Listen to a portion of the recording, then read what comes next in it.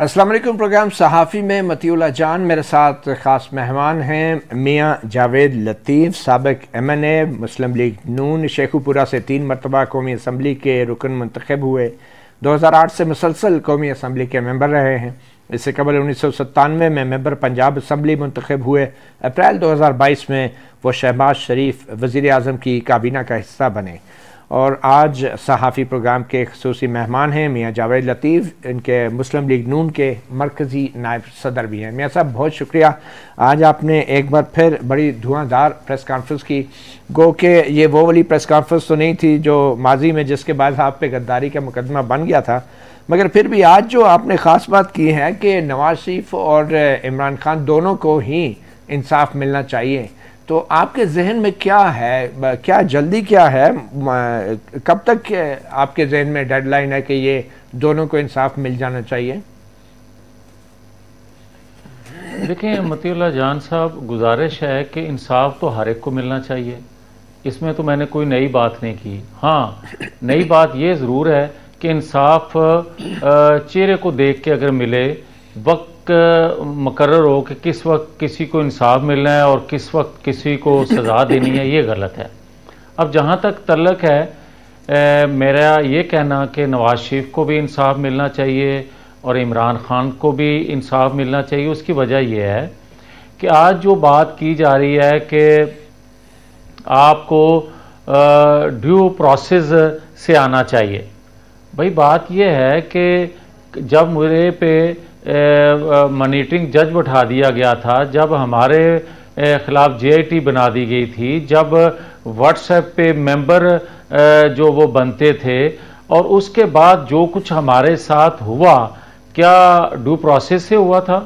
और आज ही चलें अगर कोई ये बात करता है कि आपके साथ ड्यू प्रोसेस नहीं किया जा रहा, तो क्या मैं अगर एक अपील है मेरी, उसमें मैं पेश नहीं होता या अदम पैरवाई की वजह से खारिज हो जाती है और मेरे आने पे वो बहाल हो जाती है, तो इसी को आप कहेंगे कि इनको रिलीफ मिल गया? ये तो किसी को भी मिल सकता है और हर एक को मिलना चाहिए। तो आज अभी मेरी अपील बहाल हुई है तो मुझे ये ताने दिए जा रहे हैं, फिर कहा जा रहा है लेवल प्लेइंग फील्ड होनी चाहिए।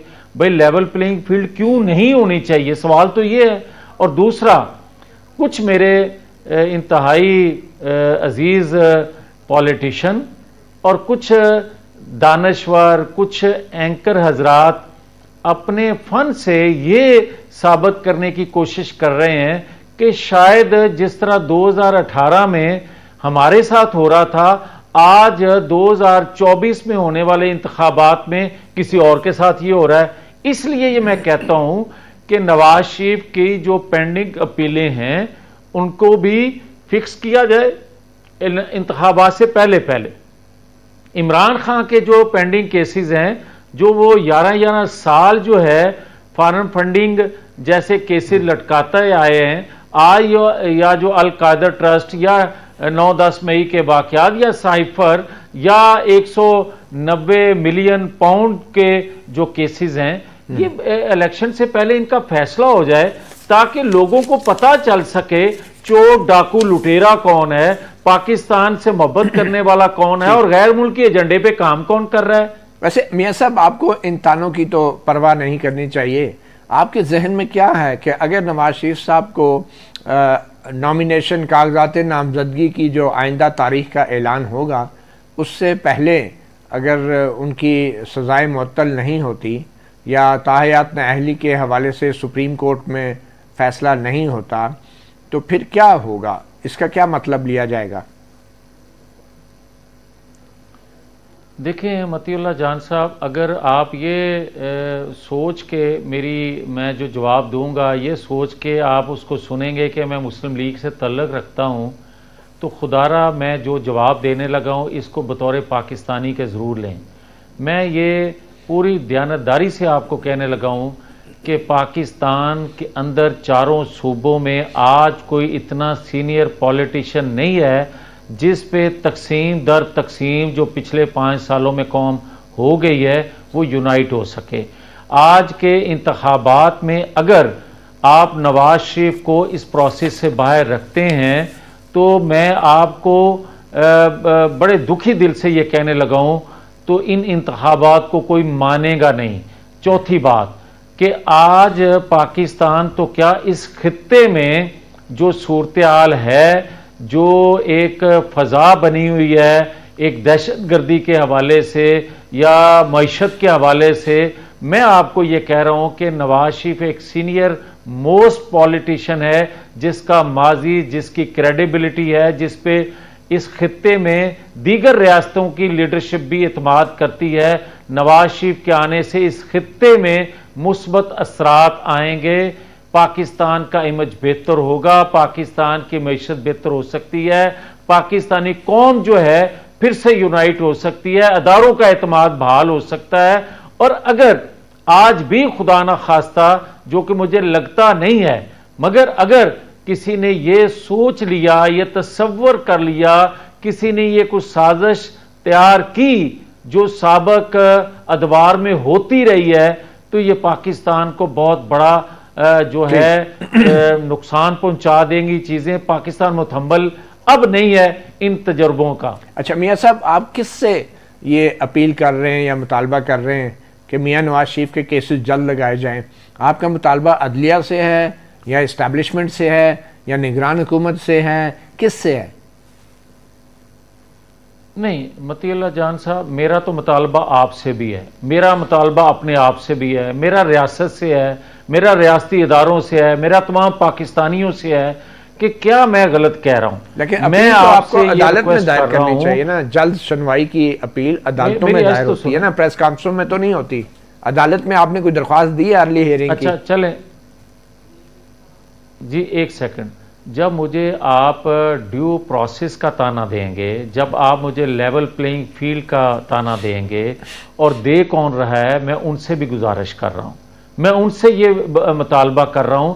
होना तो फिर ये चाहिए था, ड्यू प्रोसेस का तकाजा जो था वो तो ये था कि आप साकिब निसार साहब से लेके जस्टिस बंदियाल साहब तक की तमाम जो फैसले उन्होंने किए थे, जो उन्होंने इंसाफ का कत्ल किया था, तकाजा तो फिर ये बनता था कि वो तमाम के तमाम जो हैं वो ख़त्म करके जो इंसाफ का कत्ल उन्होंने किया था, लोगों को इंसाफ मिलता, उनके फैसलों को ख़त्म किया जाता। दुनिया को नज़र आ रहा है कि क्या कुछ होता रहा है, मगर बदकिस्मती से 2 माह पहले तक तो आज जो ये बातें कर रहे हैं या बातें ख्वाहिश उनकी कुछ और है, इस आड़ में बातें कर रहे हैं, तो क्या उनको 2 माह पहले ये बातें खुद वो करते नहीं थे कि नवाज शरीफ के साथ नाइंसाफी हुई है?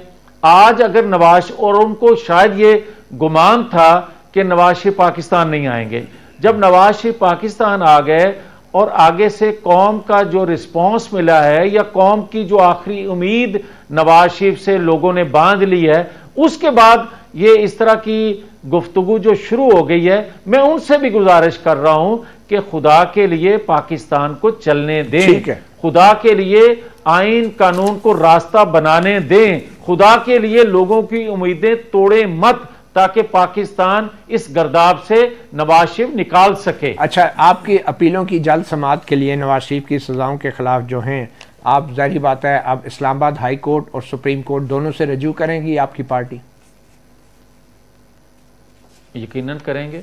ठीक है, अब जो तारीख हमारे सामने आ रही है मियाँ जावेद लतीफ़ साहब, क्योंकि 8 फरवरी इलेक्शन की तारीख है और कानून के मुताबिक 54 दिन का इलेक्शन का प्रोग्राम होता है, तो जो कागजात नामजदगी की तारीख है, आपको अंदाज़ा है वो कौन सी बन रही है? और उस तारीख से पहले पहले नवाज शरीफ साहब की सज़ाओं का कोई फ़ैसला होना ज़रूरी है, वो आपको अंदाज़ा है कौन सी तारीख है कागजात नामजदगी की? 8 फरवरी से पीछे अगर आएँ तो देखें, 8 फरवरी से पीछे आए तो आप जनवरी रह जाता है। नहीं देखें ना, ये हमने जो बनाई है वो 21 दिसंबर है, और ज़रूरी नहीं है यही हो, मगर 21 दिसंबर की एक जादुई तारीख है जिससे पहले नवाज शरीफ की अपीलों का भी फैसला होना है 21 दिसंबर से, क्योंकि ये आखिरी दिन है कागजात नामजदगी का जो कि इलेक्शन शेड्यूल में बनता है, और वो शेड्यूल अभी आना है लेकिन तारीख आ गई है, तो इसलिए बल्कि मेरी गुजारिश होगी मतीउल्लाह जान साहब, मैं सिर्फ नवाज शरीफ के अपीलों का फैसले की बात ही नहीं कर रहा, वो तो कर ही रहा हूं, मगर मैं साथ साथ मैं पीटीआई के चेयरमैन के जो पेंडिंग केस है मैं उनकी भी बात करता हूं। ये तो आप बड़ी अच्छी बात मैं ये कह रहा हूं कि क्यों ना उनके भी फैसले किए जाएं, ताकि लोगों को ये जो तासर दिया जाता है, और मैं बड़े एहतराम से बड़ी एक गुजारिश कर रहा हूं उन जो एंकर साहबान कुछ जो हैं या कुछ दानश्वर हैं जो ये तासर देने की कोशिश कर रहे हैं कि शायद आने वाले इंतखाबात में अगर नवाज शरीफ जीतते हैं तो वो पहले से एक लोगों का ज़हन बनाने की कोशिश कर रहे हैं कि ये कोई खुदा न खास्ता 2018 की तरह का इलेक्शन होगा। तो मैं ये कहता हूं कि अदारों को भी, तमाम अदारों को भी कोई ऐसा तासर उनके अमल से नहीं होना चाहिए जिससे कोई ये कह सके कि ये इलेक्शन 2018 की तरह का इलेक्शन था। तो अगर इमरान खान को अदालतें कौम को जी मियां साहब, अगर इमरान खान को अदालतें रिहा कर देती हैं, बरी कर देती हैं, इलेक्शन लड़ने के लिए अहल करार देती हैं, तो फिर आपको तो कोई एतराज़ नहीं होगा? यार मतीउल्लाह जान साहब, पाकिस्तान के आइन कानून के मुताबिक अगर इंसाफ का तकाजा ये है कि आप अगर थोड़ी सी इजाज़त दे दें तो मैं एक जुमला कह दूं, गुजारिश ये है कि वही एंकर साहबान, वही दानश्वर अगर ये कहें कि जमहूरियत का जो पौधा है उसकी परवरिश करनी चाहिए तो मुझे समझ आती है। अगर कोई ये बात करे कि 9-10 मई के जो मुजरम है या जो पौधा है उसको भी की आबियारी करनी चाहिए, उसकी भी परवरिश होनी चाहिए, तो फिर वो वही रोल अदा करेगा ना जो जमान पार्क में लोग गिरफ्तार अदारे करने जाते थे तो उनके साथ सलूक होता था, या जुडिशल कम्प्लेक्स को जिस तरह कब्जा कर लिया गया था, या 9-10 मई को। और मुझे ये बताएं मतीउल्लाह जान साहब, पाकिस्तान की कोई भी एयरबेस हो, मियाँ वाली एयरबेस ही ले लें, क्या 9-10 मई से पहले पाकिस्तान की हिस्ट्री में मियाँ वाली एयरबेस पे किसी दुश्मन ने भी गहरी नज़र से उसको देखा है, तसव्वुर किया है? 9-10 मई के बाद क्या मियाँ वाली एयरबेस पे दहशतगर्दों ने दूसरा हमला नहीं किया? तो आप ये चाह रहे हैं पाकिस्तान, अगर मुझे जी जी जी मैं ये कह रहा हूं कि आप 9-10 मई को हमला करने वालों को आप कहेंगे ये सियासी वर्कर हैं, या उस मास्टरमाइंड को कहेंगे कि ये बड़ा मकबूल है, और अब होने वाले हमले को आप कहेंगे ये दहशतगर्द है? तो आप ये कह रहे हैं तो फिर बंदियाल साहब का वो फैसला हो गया। मियां साहब, जब आप इमरान खान के लिए इंसाफ मांगते हैं तो आपसे मुराद, आप ये मुराद है आपकी कि उनको सजा होनी चाहिए 9 मई के मुकदमात में, इमरान खान साहब को नायल होना चाहिए, ये इंसाफ होगा? मैंने ये कभी डिमांड नहीं की, ना मेरी कभी ख्वाहिश रही है। लेकिन मैं मतीउल्लाह जान साहब ये कह रहा हूं कि नहीं ना, जो किसी ने करतूत किए हैं उसको समर मिलना चाहिए। मैं ये कह रहा हूं कि जस्टिस बंदियाल साहब की तरह फैसले ना हो कि उस वक्त 9-10 मई को मियाँ वाली एयर बेस पे हमला हो तो वो मकबूलियत है और लोगों ने रिएक्शन लिए किया, और उसके बाद 10 दिन बाद मियाँ वाली एयर बेस पे दोबारा हमला हो तो आप ये कहें कि ये दुश्मन की चाल है, ये दहशतगर्द हैं। जिस तरह जस्टिस बंदियाल साहब ने अदम एतमाद हुआ पंजाब असेंबली में, एक दफा हुआ तो कहा कि ये वोट कास्ट नहीं हो सकते और ये डी सीट भी हो गए, और दूसरी दफा अदम एतमाद उसी पंजाब असेंबली में हुआ तो उसी जस्टिस साहब ने फैसला दिया कि ये अकाउंट भी होंगे और ये डी सीट भी नहीं होंगे। क्या इस तरह का इंसाफ है? फिर मैं ऐसा इंसाफ नहीं चाहता। ये बता दें मियां साहब, चाहता हूं जी मियां साहब ये बता दें कि आप अगर पीटीआई के कप्तान साहब जो हैं नाअहल हो जाते हैं तो आपके ख्याल में वो इंसाफ होगा? यार मैं कौन होता हूं? मैं ये कहता हूं कि अगर साबित शुदा जो चीज है 9-10 मई की साबित शुदा चीज नहीं है, किसने ज़हन साजी की? 9-10 मई से पहले जमान पार्क के अंदर जो कुछ होता था साबितशुदा नहीं है। ठीक है, जुडिशियल मतलब कम्प्लेक्स इस्लामाबाद पे जो कब्जा किया गया था वो साबितशुदा नहीं है, तो वो ऐन कानून के मुताबिक होगी। मगर एक सवाल आखिर में ये बता दें मियाँ साहब कि जो प्रेस कॉन्फ्रेंस करता है उसको तो मुकदमात से खारिज कर दिया जाता है, वो घर चला जाता है, और जो प्रेस कॉन्फ्रेंस नहीं करता, तो ये वैसे आपको नहीं लगता ये दोहरा मयार है? बिल्कुल ये गलत है, बिल्कुल गलत है। ये इंसाफ के तकाजे पूरे नहीं करता, और ये किसी तौर नहीं होना चाहिए। ये जो प्रेस कॉन्फ्रेंस है ना, कोई वॉशिंग मशीन हो, कोई वॉशिंग मशीन बना दी जाए जिस तरह 2018 से पहले थी कि कोई हमें छोड़ के चला जाता था, पहले वो चोर डाकू होता था, इमरान खान के साथ चला जाता था तो वो पवित्र हो जाता था। आज भी अगर ऐसा होगा तो वो भी गलत है। आपके ख्याल में ये कौन कर रहा है? नहीं, मैं तो ये समझता हूं कि जो भी कर रहा है, जो नजर आता है या नहीं नजर आता या खुद से कोई जा रहा है, ये दोनों तरीके ही गलत हैं। और किसी पॉलिटिकल, और ये जा कौन रहे हैं? ये वही जा रहे हैं जो हमेशा जाते हैं। कभी भी पॉलिटिकल वर्कर जो है वो अपनी जान दे देता है मगर अपनी वफादारी नहीं बदलता। ठीक, बहुत शुक्रिया मियां जावेद लतीफ़, रहनुमा मुस्लिम लीग नून, सहाफ़ी प्रोग्राम को वक्त देने का। छोटी सी ब्रेक के बाद आपको बताएंगे कि इलेक्शन के शेड्यूल का ऐलान इलेक्शन कमीशन ने तो नहीं किया, मगर सहाफ़ी प्रोग्राम में हमने इलेक्शन की 8 फरवरी की ऐलान करदा तारीख को थोड़ा सा पहिया पीछे की तरफ घुमा के हमने खुद एक शेड्यूल बनाया है, जिसके मुताबिक कुछ अहम तारीखें सामने आई हैं जो नवाज शरीफ के सियासी मुस्तकबिल के लिए भी बहुत अहम हैं।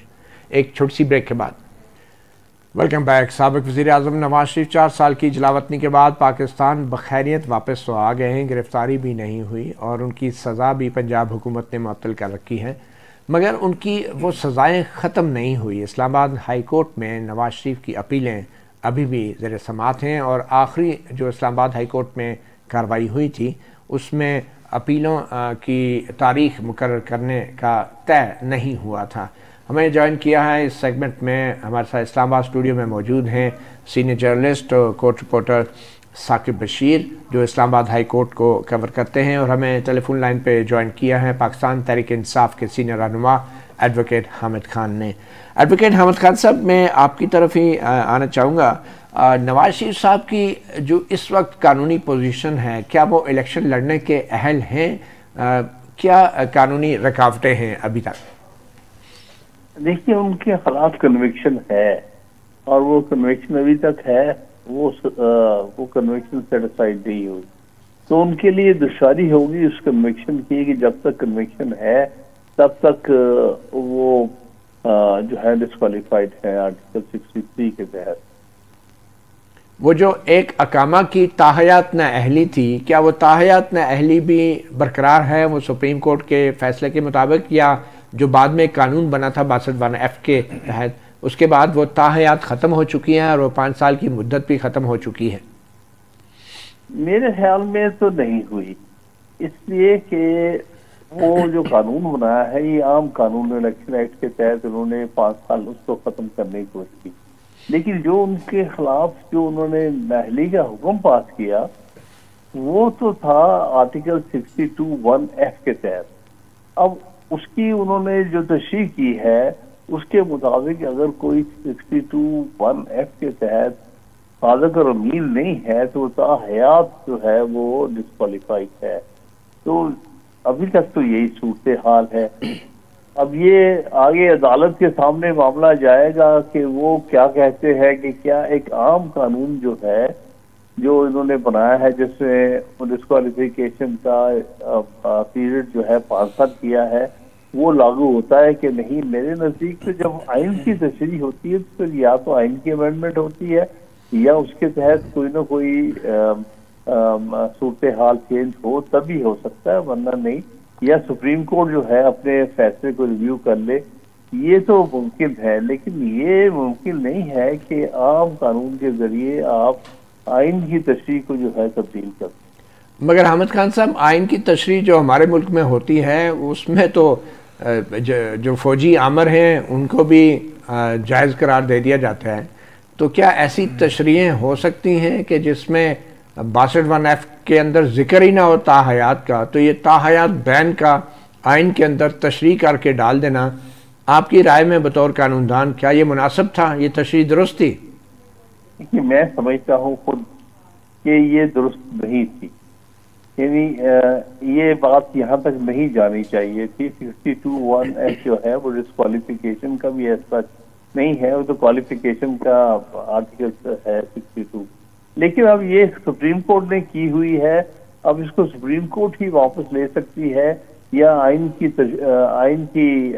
जो है तरमीम के नतीजे में हो सकता है, वरना आम कानून के जरिए तो आप इसको नहीं तब्दील कर सकते। तो ये सुप्रीम कोर्ट के अंदर एहसन भून साहब की भी एक दरख्वास्त पड़ी है 62(1)(f की, सुप्रीम कोर्ट बार के जब वो प्रेसिडेंट थे उस वक्त की शायद दायर की हुई है। तो अब उन दरख्वास्तों को भी आप समझते हैं कि जल्द सुनना ज़रूरी है ताकि कोई इबहम पैदा ना हो एन वक्त पर कागजात नामजदगी जमा कराते वक्त? देखिए, बात ये वो तो एक पेंडिंग है प्रोसीडिंग, लेकिन हकीकत तो ये है कि उस फैसले के खिलाफ एक नजरसानी की दरख्वास्त फाइल हुई थी और वो भी खारिज हो चुकी है। तो उस लिहाज से तो ये जो जिसका आपने जिक्र किया है नजरसानी की दरख्वास्त का, वो उसका कानूनी जवाब या आईनी जवाब नहीं बनता। मगर जो एक रिव्यू एक्ट पार्लियामेंट ने पास किया था जिसमें ये कहा गया था कि जो रिव्यू है उसको अपील की तरह सुना जाएगा, उस रिव्यू एक्ट को भी सुप्रीम कोर्ट ने कालादम करार दे दिया है। मगर अब उसके खिलाफ अपील में मामला जाएगा, अपील की तरह सुना जाएगा मामला, क्योंकि कानून तो सुप्रीम कोर्ट ने ख़त्म किया है, लेकिन उस ख़त्म करने के फैसले के खिलाफ भी तो अब अपील हो सकती है। जी, जो इन्होंने नई जो प्रोसीजर एंड प्रैक्टिस एक्ट के तहत तो इन्होंने उसकी गुंजाइश रख ली है अपील की, तो उस लिहाज से तो हर हाल सरेदस्त तो हो सकती है अपील। और जो रिव्यू एक्ट अगर बहाल हो जाता है तो उस रिव्यू एक्ट के तहत जो ताहयात नाअहली का फैसला है सुप्रीम कोर्ट का नज़रसानी में, क्या वो अपील की तरह दोबारा सुना जा सकता है? क्योंकि रिव्यू एक्ट के अंदर ये गुंजाइश शायद रखी गई है कि 184(3) के तहत जितने भी फैसले हैं उनके खिलाफ जो है अब रिव्यू दायर हो सकेगा और उसे अपील की तरह सुना जा सकेगा। नहीं, रिव्यू तो हमेशा ही था और रिव्यू हुआ भी है और खारिज भी हो चुका है बहुत साल पहले। और रिव्यू के बहरहाल अपने ही एक पैरामीटर्स होते हैं, आप उसको अपील नहीं बना सकते। लेकिन अगर रिव्यू एक्ट बहाल हो जाता है तो फिर ऑब्वियसली कुछ सूरत-ए-हाल बदल सकती है, आप हो सकता है। ठीक, हामिद खान साहब आप हमारे साथ हैं। साकिब बशीर साहब हमारे साथ स्टूडियो में मौजूद हैं। साकिब बशीर साहब, इस्लामाबाद हाई कोर्ट ने नवाज शरीफ साहब की अपीलों के ऊपर आखिरी हेयरिंग में क्या फैसला दिया था और ये अपीलें अभी तक क्यों नहीं लग पा रही? अभी जो आखिरी फैसला था वो यही था कि दोनों अपीलें जो है एवन फील्ड रेफरेंस और अल-अज़ीज़िया रेफरेंस में दोनों बहाल की जाती हैं। तो उसमें बाकी तो फैसला जो उनको जो आर्जी रिलीफ मिला था कि उनको गिरफ्तारी से रोका गया था, उस आर्जी रिलीफ को भी इस्लामाबाद हाई कोर्ट ने बाकी किसी के लिए वो रास्ता जो है वो बंद कर दिया है। वो उन्होंने कहा कि 18 अक्टूबर को उनकी पटिशन आई थी और वो पटिशन जो है वो 31 अक्टूबर को उन्होंने कहा थी ये तो मेंटेनेबल ही नहीं थी, लेकिन वो 18 अक्टूबर से लेकर 26 अक्टूबर तक नवाज शरीफ साहब जो है उनको वो रिलीफ मिल चुका था। तो 26 अक्टूबर को वो वैसे ही टेक्निकली गैर मौसर हो चुकी थी, लेकिन 31 अक्टूबर को इस्लामाबाद हाई कोर्ट ने लिखा कि बगैर किसी के जो वकालतनामा के वो नहीं ली जा सकती कि इस तरह जो अब्सकॉन्डर होता है, तो इसलिए वो मेंटेनेबल नहीं थी। बाकियों के लिए रास्ता बंद हो गया और नवाज शरीफ साहब को मिल गया। दोनों अपीलें बहाल हो चुकी हैं, लेकिन अभी अपीलें फिक्स नहीं हुई। जो मैंने चेक किया है वो कह रहा है कि अभी जो पॉलिसी चल रही है उस पॉलिसी के तहत वैसे तो इनकी अपीलों का नंबर आ चुका था, लेकिन क्योंकि अपीलें अभी बहाल हुई हैं तो थोड़ा सा टाइम लग सकता है। लेकिन अगर कोई अर्ली हियरिंग की एप्लीकेशन नवाज शरीफ जो है वो डालते हैं तो वो यकीनी तौर पर हाई कोर्ट जो है वो कंसिडर करेगी, क्योंकि दूसरी तरफ इमरान खान की जो अभी रिसेंटली तोशाखाना की जो अपील थी उसको फिक्स कर दिया गया है। एक समाअत हो चुकी है, अभी दूसरी समाअत 20 नवंबर के लिए रखी है। तो उनकी जो मरकजी अपील है तोशाखाना रेफरेंस में, तो तोशाखाना जो क्रिमिनल कंप्लेंट थी, तो अब बज़ाहिर ऐसे लगता है कि नवाज शरीफ साहब को अगर जल्दी, बहुत ही जल्दी अगर उन्होंने फिक्स करवानी है तो उनको अर्ली हेयरिंग में आना पड़ेगा, क्योंकि अभी नवंबर है, आगे दिसंबर है। अब रूटीन में अब अपीलें जो है वो थोड़ा टाइम लग जाता है, महीना, 1.5-2 महीने भी लग सकते हैं। अर्ली हेयरिंग की दरख्वास्त डालनी जी, अर्ली हेयरिंग की दरख्वास्त डालेंगे तो मेरा ख्याल में उसमें वो बताएंगे अपना कि ग्रीवियंस बताएंगे कि हमने इलेक्शन में जाना है या जो भी सूरत हाल है, तो उसमें आप सुन लें अगर अदालत जो है वो मुनासिब समझे। तो उसमें पॉइंट सिर्फ इतना ही है कि नैब की जानिब से पहले भी उसमें कंसेंट आती रही है, और आगे भी जो नैब के जो प्रोसिक्यूटर जनरल नैब थे, बज़ाहिर उन्होंने इस पे बात नहीं की, लेकिन जो लग रहा है कि वो इसी तरह ही होगा कि दो हैं एवन फील्ड में, तो क्योंकि नवाज शरीफ और मरियम नवाज को पहले ही बरियत हो चुकी है, सॉरी मरियम नवाज और कैप्टन सफ्दर को, तो उस केस में जो नवाज शरीफ साहब के हवाले से भी जो लिखा गया है तो इनकी भी बज़ाहिर बरियत हो जानी है, एक फॉर्मेलिटी है। दूसरा जो मामला है वो अल अज़ीज़िया का है, उसमें वो मरहूम अरशद मलिक साहब वाला जो ऑडियो लीक्स वाला मामला था, क्योंकि सुप्रीम कोर्ट ने वापस भेजा था वीडियो लीक और वीडियो वाला मामला था, तो उस पे सुप्रीम कोर्ट ने यह कहा था कि ये हाई कोर्ट ही देखेगी। तो अब वो अल अज़ीज़िया में अपील तो उन्होंने मेरिट पे जाना नहीं है, पहले इसको देखना है। तो उसको अगर वो देखेंगे तो वो या तो खुद उसको सेटिसाइड करके तो रिमांड बैक कर सकते हैं, या हाई कोर्ट कह सकती है कि हम सेटिसाइड करके खुद ही इसको सुन लेते हैं। और अगर नैब ही कह रही है कि हमारे पास कोई एविडेंस नहीं है इन केसेस में, नैब अगर मुद्दई पीछे हट जाता है, जी बिल्कुल, वो तो ऐसे लगता है कि एक ही नवाज शरीफ साहब की जो दोनों अपीलों हैं, मुझे तो ऐसे लगता है कि एक ही उन पे समाअत होगी, उसमें नैब पूरा प्रिपेयर हो के आएगा, और वो अगर इस किस्म की स्टेटमेंट दे देता है, कंसेंट तो नहीं देंगे लेकिन बहरहाल इतनी कमजोर की स्टेटमेंट आ जाए तो वो उनको यकीनी तौर पर, लेकिन इसके ऊपर हम हामिद खान साहब से भी राय लेंगे एक छोटी सी ब्रेक के बाद। वेलकम बैक सहाफ़ी प्रोग्राम में हमें ज्वाइन किया एडवोकेट हामिद खान ने, तहरीक इंसाफ के रहनुमा। हामिद खान साहब, जो इस्लामाबाद हाई कोर्ट में अब नैब पोजीशन ले रहा है और बज़ाहिर लगता है कि नैब दिलचस्पी नहीं रखता नवाज शरीफ साहब के खिलाफ केस को साबित करने में, तो आपको इस पर कोई एतराज़ तो नहीं है? देखिए, मैंने क्या एतराज़ करना, लेकिन हर अदारे का फर्ज है कि वो बराबरी से हर एक को का बर्ताव करे, तो लिहाजा उसको हर केस में बराबर ही दिलचस्पी रखनी चाहिए। तो आपके ख्याल में अगर ये केसेस ख़त्म होते हैं तो फिर कैसे आप रिकंसाइल करेंगे बतौर एक माहिर कानून कि पिछले 5-6 साल में जो इस मुल्क में होता रहा है एहतसाब के नाम पे, तो आप उसको कैसे रिकलेक्ट करेंगे? देखिए, जो कुछ भी होता रहा है वो काबिल तारीफ नहीं है, बल्कि सारी पाकिस्तान भर की तारीफ है। आज भी हम उसी मराहल से गुजर रहे हैं, इससे पहले भी वही मराहल से। फर्क इतना है कि पार्टीज और फेसेस बदल जाते हैं, लेकिन एस्टेब्लिशमेंट का रवैया वही रहता है, किसी को फेवर करना, किसी को अनड्यू मुश्किल में डालना, तो वो चल रहा है। पहले विक्टिम जो थे वो नवाज शरीफ साहब थे, अब इमरान खान साहब है, लेकिन बात तो वही चल रही है। बात तो वही चलने से मुराद ये है कि पहले भी अदलिया दबाव में थी और अब भी अदलिया दबाव में, आप क्या कहेंगे? बिल्कुल सही। तो जो इमरान खान साहब के हवाले से अगर केसेस आगे चलते हैं तो आप क्या रद्द-ए-अमल होगा बतौर पीटीआई रहनुमा? आप क्या समझते हैं कि क्या पीटीआई इलेक्शन का बायकॉट करेगी या कोई मुतबादल क़यादत भी पीटीआई के पास मौजूद है? देखिए, पीटीआई ने बायकॉट करना के बारे में वाज़े पोजीशन है कि नहीं करनी, हर किसी सूरत नहीं, हर सूरत हमने इलेक्शन में हिस्सा लेना है।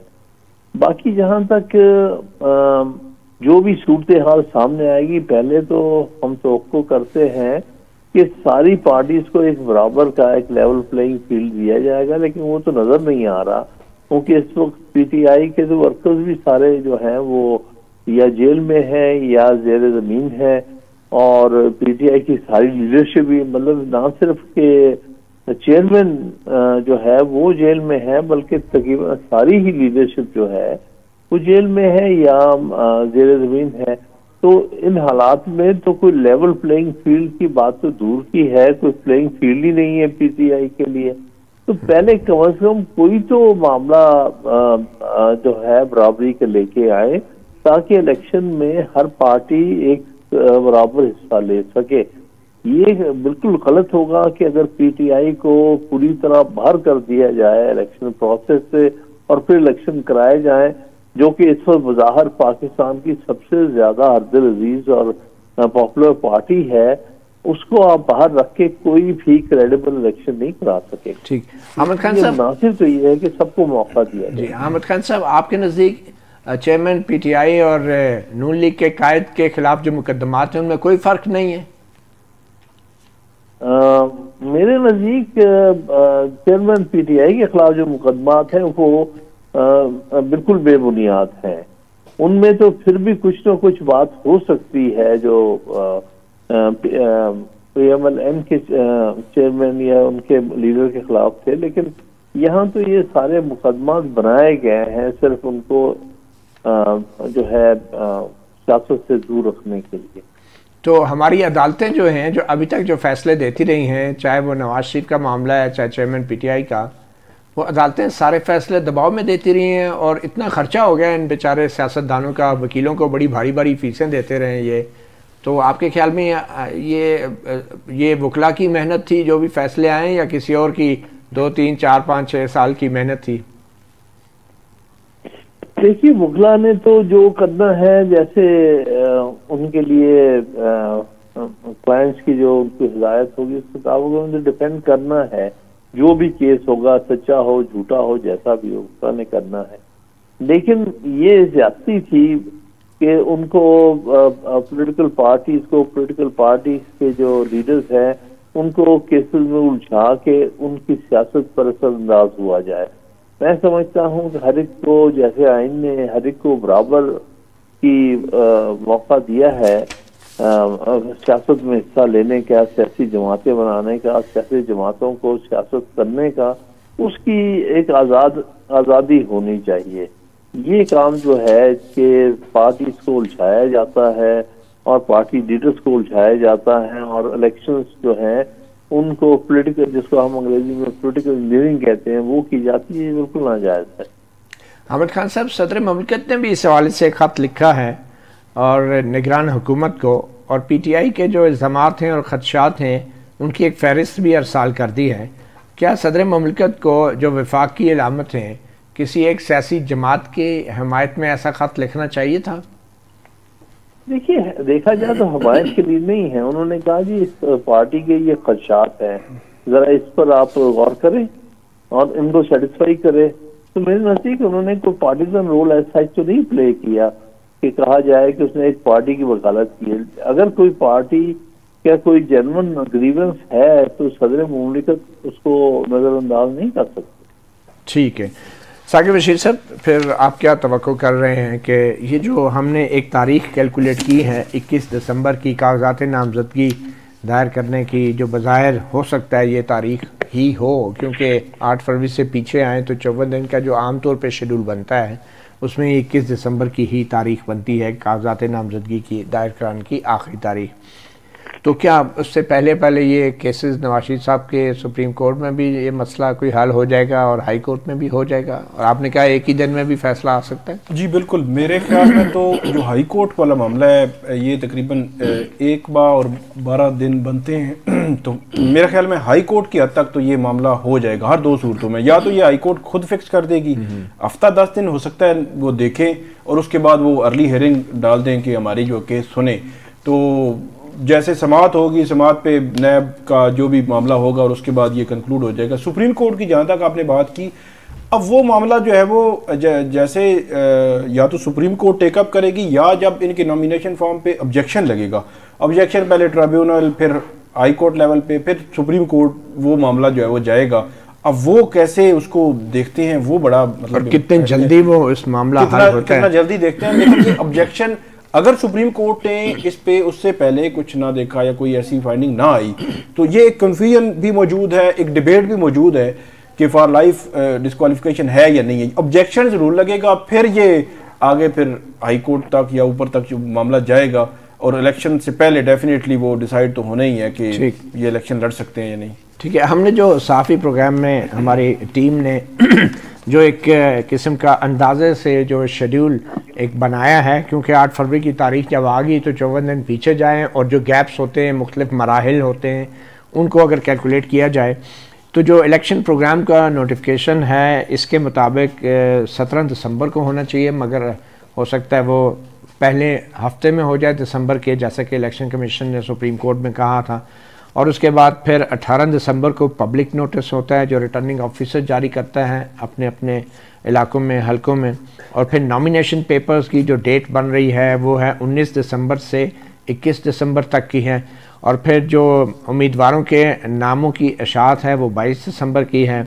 और जो आखिरी तारीख है स्क्रूटनी, कागजात नामजदगी की स्क्रूटनी की जो रिटर्निंग अफसर करता है वो 29 दिसंबर है। और फिर जो आखिरी तारीख है अपीलों के दायर करने की, रिटर्निंग अफसरों के जो कागजात नामजदगी मुस्तरद या कबूल करने के ख़िलाफ़, वो आखिरी तारीख है 4 जनवरी की।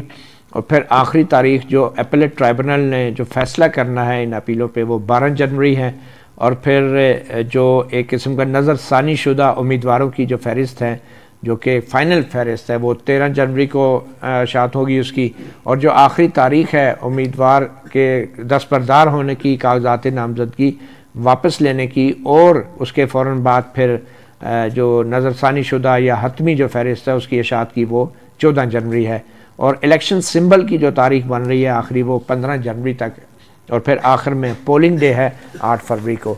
तो देखिए इन तारीखों से पहले क्या नवाज शरीफ साहब को कोई रिलीफ मिलती है या चेयरमैन PTI के हवाले से कोई बड़ा फ़ैसला आता है, ये बहुत जल्द ही हमें आने वाले दिनों में मालूम हो जाएगा। सहाफ़ी प्रोग्राम से इतना ही, इजाज़त दीजिए, अल्लाह हाफ़िज़।